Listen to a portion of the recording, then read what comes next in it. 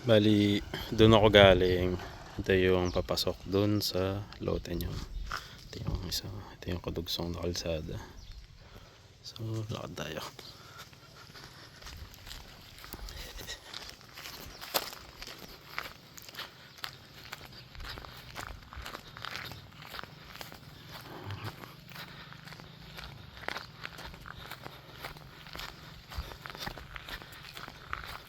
So, itong paliko sa inyo doon, meron na itong bakod.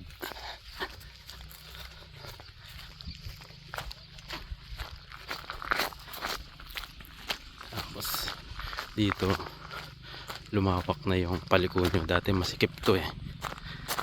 Yan, malawak na. Kasya dalawang sasakyan sabay.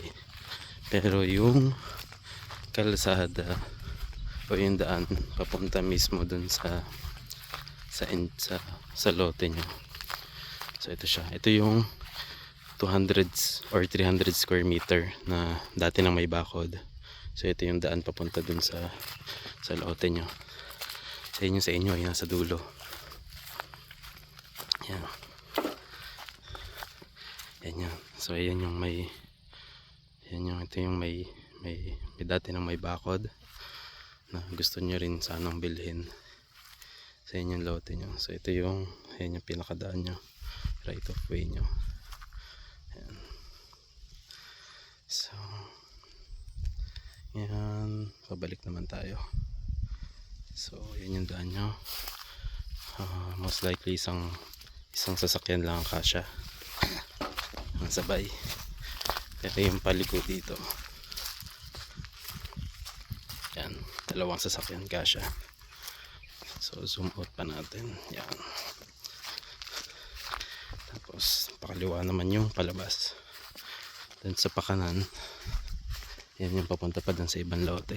Papunta dun. Yan. So dito yung palabas.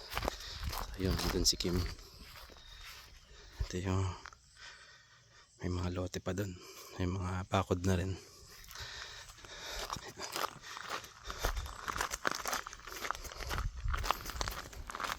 So ito na yung palabas.